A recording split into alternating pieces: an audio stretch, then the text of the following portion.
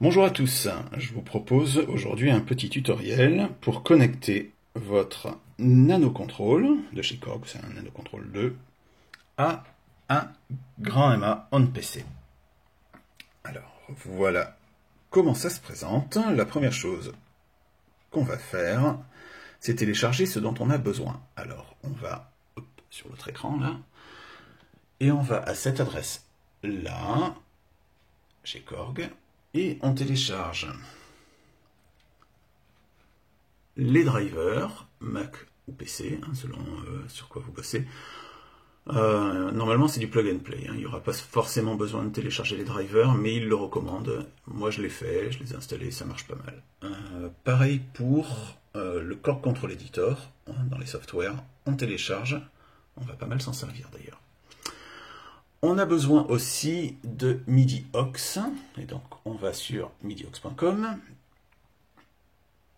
et on télécharge le logiciel ici, et on a besoin également d'avoir Loop MIDI, on va à cette adresse-là, et ça se télécharge ici, on n'a plus besoin d'internet, on télécharge, on installe, et on a des raccourcis sur notre bureau. Moi j'aime autant les avoir là, comme ça au moins on sait où les trouver. Alors la première chose à faire, c'est on va connecter notre nanocontrôle. Alors, hop, c'est connecté. Alors, il faut le connecter avant d'allumer le MIDI-aux, parce que sur MIDI-aux, la connexion à chaud, ça marche pas. Il faut, donc si vous avez déjà allumé MIDI-aux et qu'après vous branchez le nanocontrôle, il faut le fermer et le rallumer pour voir votre device apparaître. Alors voilà le principe. On y va, on allume le Korg Control Editor, et là, il me propose les devices qui sont connectés, là j'en ai qu'un seul, le nanocontrôle, je clique OK, et là j'ai la version virtuelle de mon nanocontrôle qui apparaît. Et donc vous voyez, tout ça, ce ne sont que des control change. Je vais peut-être, on va essayer de voir si on peut pas faire un peu le point, voilà.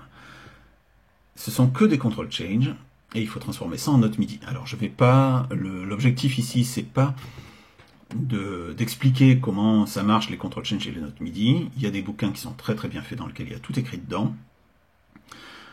Mais il nous faut transformer ces control change en notes MIDI pour que le grand MA PC puisse les reconnaître et qu'on puisse les mettre dans nos remotes. Très bien. Alors, une fois que ça c'est fait, il nous faudra une passerelle interne entre le MIDI-aux et notre grand MA PC et notre ordinateur, plus exactement. Et ça s'appelle Loop MIDI. On l'ouvre. Et donc là, j'en ai un qui s'appelle Out for Grand MA 2. En fait, tout ce qu'on a à faire, c'est quand on a un nouveau port, new port par exemple, je l'ajoute, et là, vous voyez, c'est tout ce qu'on a à faire. Bon, celui-là, je l'enlève, parce que... Et donc, ceci, ça va nous servir de passerelle pour aller de notre MIDI-aux à notre ordinateur, à l'intérieur de notre ordinateur, pour que le grand MA puisse le reconnaître. Une fois que c'est fait, on ferme.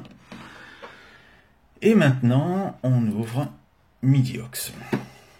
Alors, MIDI-aux, ça se présente un peu comme ça. Il y a plein d'infos, un petit peu dès qu'on bouge un fader, là, il y a plein d'infos dans tous les sens qui apparaissent. C'est un petit peu indigeste, mais c'est pas forcément super utile pour l'instant. Ça permet juste de contrôler que ce qu'on envoie correspond bien à ce qu'on a encodé.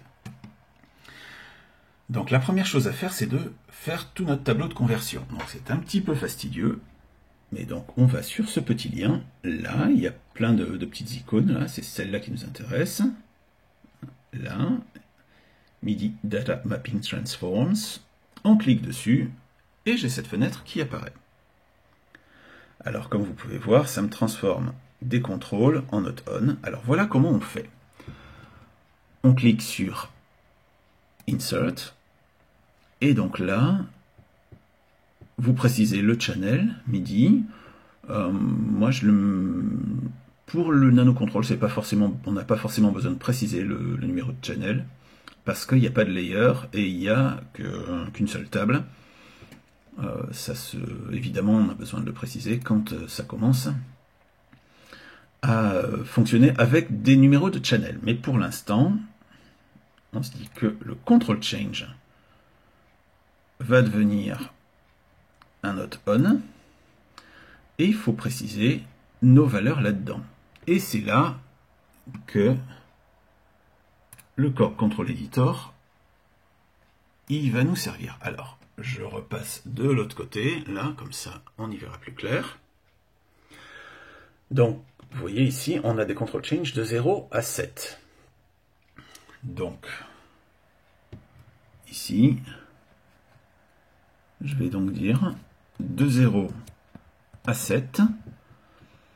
Et pour les notes, bah pour le coup, ça va être de 0 à 7. Je dis OK. Je clique sur OK. Là, je ne le fais pas parce que c'est déjà fait. Et voilà ce qui va apparaître.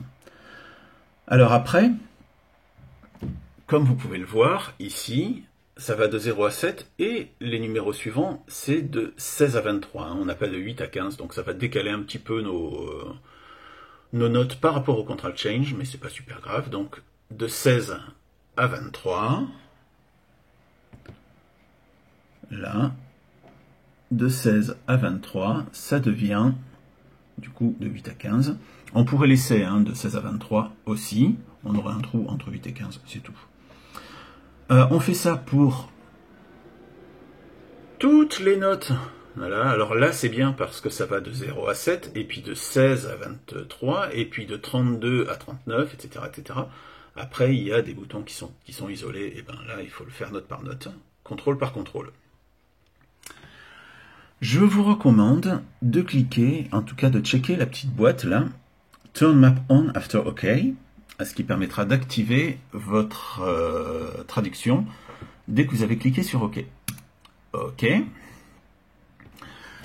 Donc maintenant, nos notes sont converties, nos control change sont convertis en notes, et maintenant il faut juste relier tout ce petit monde. Et pour ça, vous avez ici une petite icône là. Select MIDI Devices to Open. On clique dedans et vous allez avoir, ça va se présenter comme ça. En MIDI Input, notre nanocontrol. En Output, Out for Grandama 2. Et vous avez ça qui apparaît automatiquement dans lequel, vous voyez, vous avez tous les éléments qui sont mappés. On dit OK. Et donc là maintenant, on peut rabaisser tout ça et on va aller dans notre Grandama on PC. Allons-y, hop. On va aller dans Setup. Setup. Remote Input Setup. MIDI Remote. Et là, j'ai plein de trucs qui sont déjà faits. Alors, voilà le truc, c'est que toutes vos control change ont été transformés en notes MIDI. Si vous n'avez pas tout noté, ce que je peux comprendre, vous allez voir que finalement, quand vous faites bouger par exemple ce fader là, voilà, je vous rappelle que c'était la note 0, je ne sais pas si vous vous rappelez, et bien là, ça va apparaître 0. Vous voyez, on a bien channel 1, note 0, sa valeur 42. Ok, si vous avez un doute, si vous ne vous rappelez pas, comme ça au moins c'est un bon moyen de les retrouver.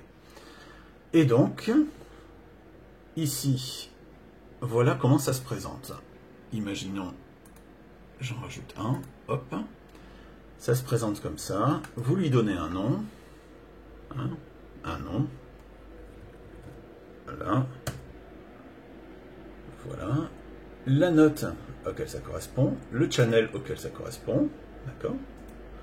Là, les channels, il n'y a pas forcément besoin de préciser.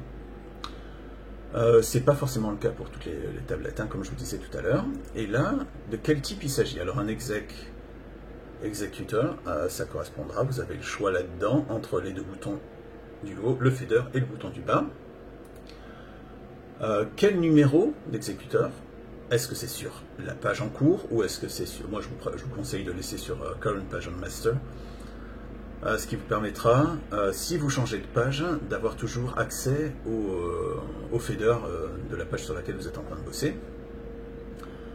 Et une fois que ça c'est fait, alors je vais enlever celui-là, hein, bien sûr, vous avez besoin de faire ça pour toutes vos notes MIDI, de tous les boutons de votre Nano Control que vous aviez tout à l'heure. Ok, donc maintenant que ça c'est fait, je le ferme.